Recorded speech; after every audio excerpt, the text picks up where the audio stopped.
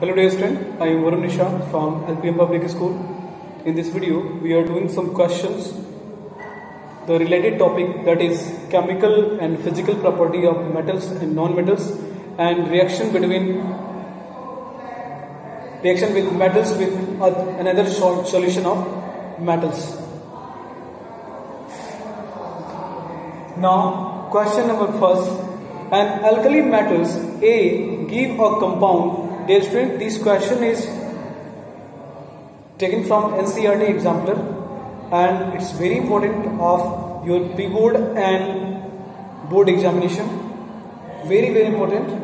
So as we take the topic wise questions, an alkali metal A gives a compound B. An alkali metal A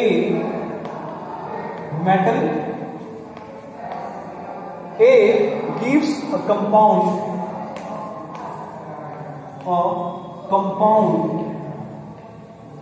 B.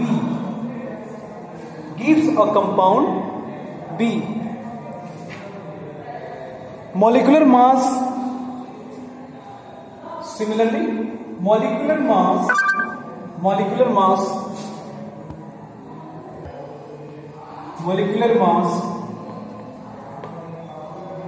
H40 on reacting with water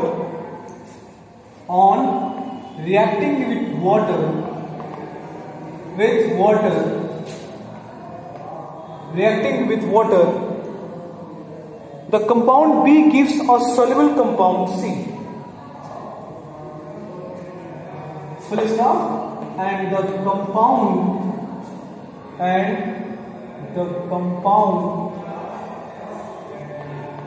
B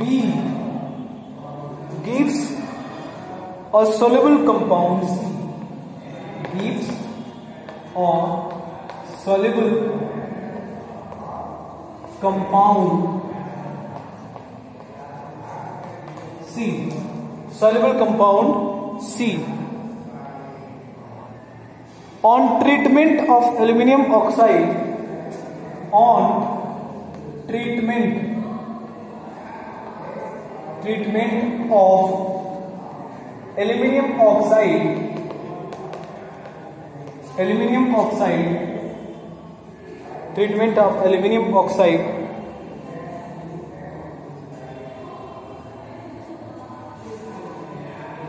identify A, B and C. Identify A, B and C. Give the reaction involved. Give the reaction involved. Reaction भी देना है. Now come to the question. एक बार यहां से देखिए question को. Alkali metal A, ये alkali metal है A. You are very well known about the alkali metals. So alkali metals A gives a compound B on reacting with water. यानी कि alkali metal A जो है water से react करके B compound देता है. मतलब ये कि यहां पे A है और वाटर है और क्या दिया B. Clear now. और इसका मॉलिक्यूलर मास कितना है? मॉलिक्यूलर मास 40 है. किसका? B का. यानी इसका 40. ठीक है, इतना क्यों मिल गया? कंपाउंड B, ये B से गिव सॉल्युबल कंपाउंड C. ये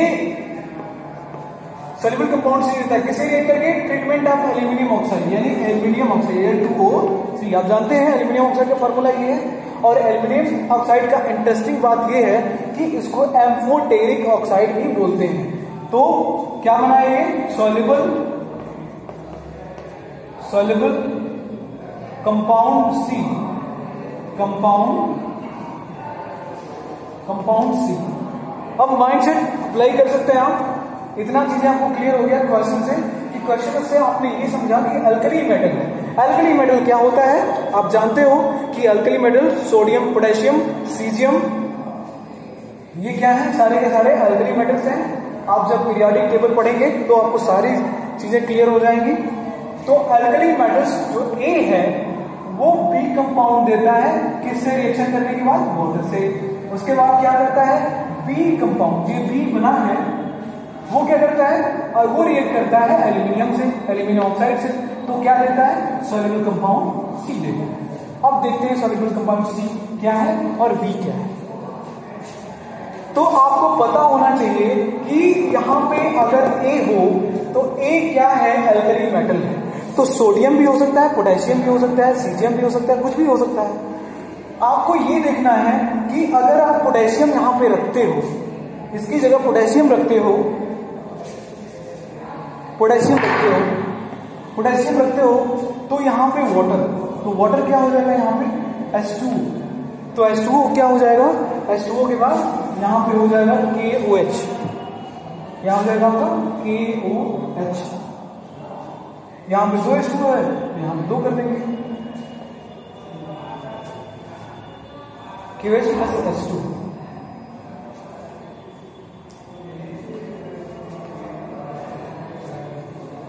तो अब बन गया, लेकिन इसका आप देखोगे कि इसका मॉलिक्यूलर मास 40 नहीं होगा।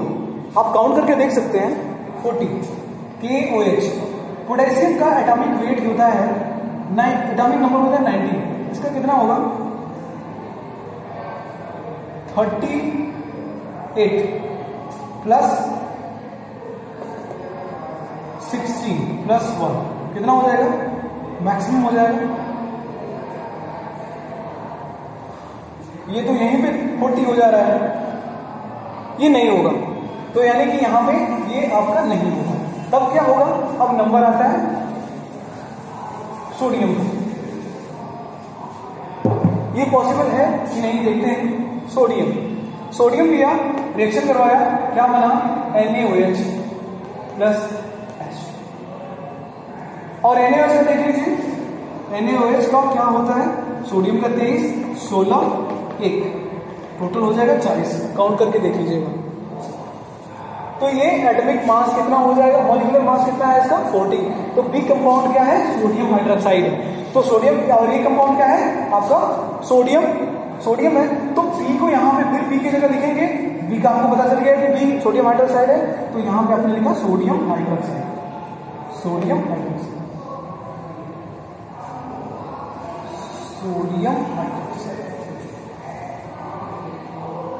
देखिए NaOH, तो NaOH हुआ, NaOH से जब रिएक्ट करेगा तो क्या बनाएगा, आप जानते हो कि एल्यूमिनियम ऑक्साइड जो होता है वो एम्फोटेरिक ऑक्साइड नेचर का होता है, तो क्या बनाएगा, सोडियम एल्यूमिनेट बनाएगा, NaO2 प्लस।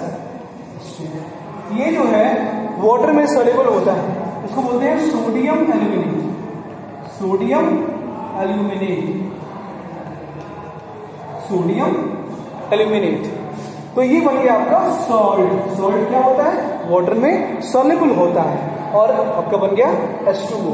तो बैलेंस करने के बाद क्या मिलेगा आपको, यहां पे 2 करेंगे, यहां पे 2 हो जाएगा, और यहां पे आपका 2 हो जाएगा, क्योंकि यहां पे oxygen 2 to 4 2 to 6 3 to 5।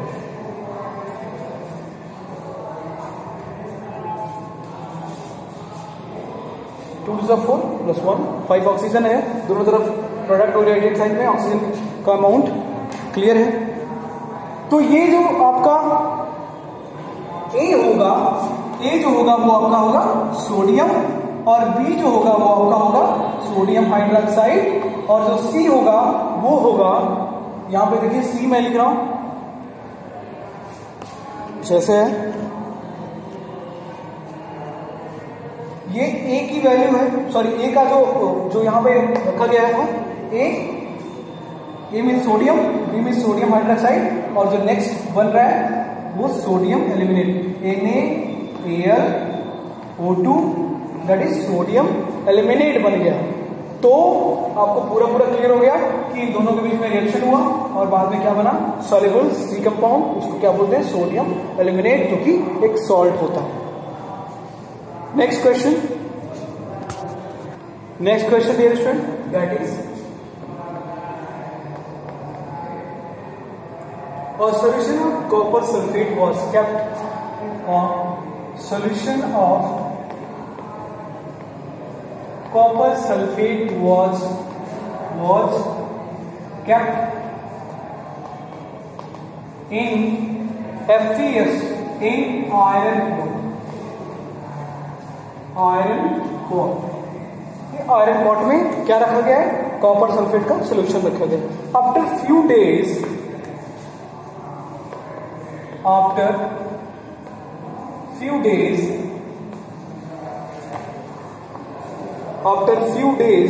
the iron pot was founded.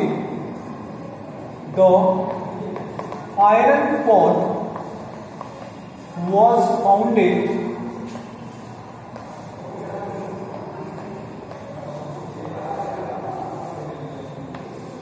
to have a number of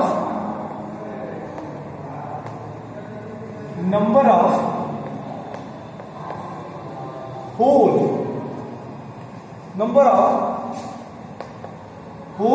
in it.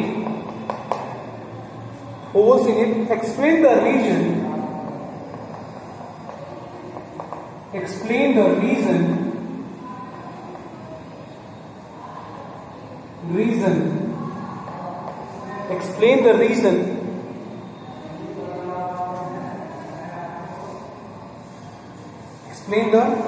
reason in terms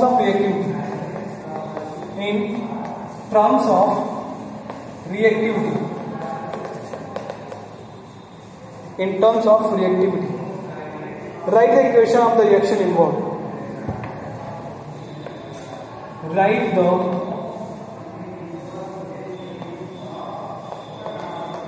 equation, the reaction involved.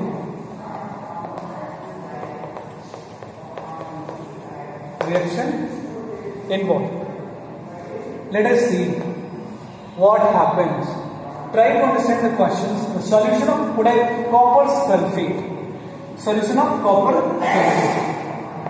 That is CuSO. Kept on iron pot. That is Fe. Few days iron pot was founded to have a number of holes in it. Iron pot, इस तरह से iron pot है तो number of holes होंगे. Explain the reason in terms of reactivity. Write equation of reaction. इस तरह से जो pores हैं वो क्यों बने? Now let us see how it happens. And we have to explain in the terms of reactivity. That is, we know that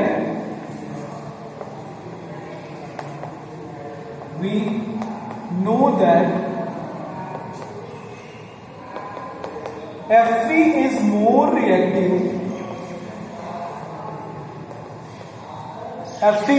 is more reactive. Than copper. Iron is more reactive than copper. So it replaces the copper from its solution.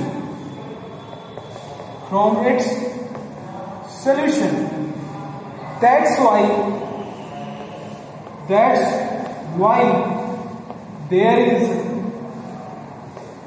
a number of holes in iron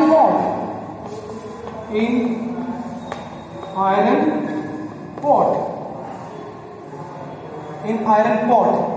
So reaction will be written as clear. That is, we know that iron is more reactive than copper. So it replaced the copper from its solution. That is copper sulfate solution. That's why there is a hole in iron pot. And the reaction is written as CuSO4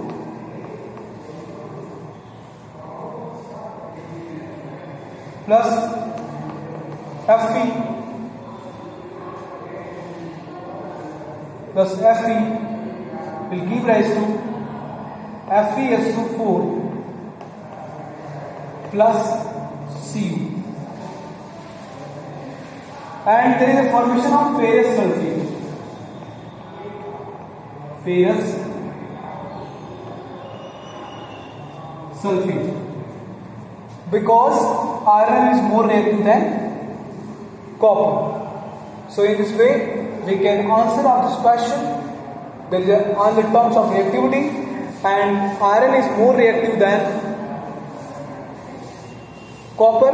That's why there is a, after kept in iron pot, there is a founded have a number of holes in it, because the iron replaced the copper from its solution. That's why founding the hole in it. And that's why there is a reaction copper sulfate solution, copper sulfate and Fe will give rise to ferrous sulfate and removal of copper. So in this way we can conclude that there is questions which based on the half segment of metal and non-metal. Another we will discuss in the next video. Thank you.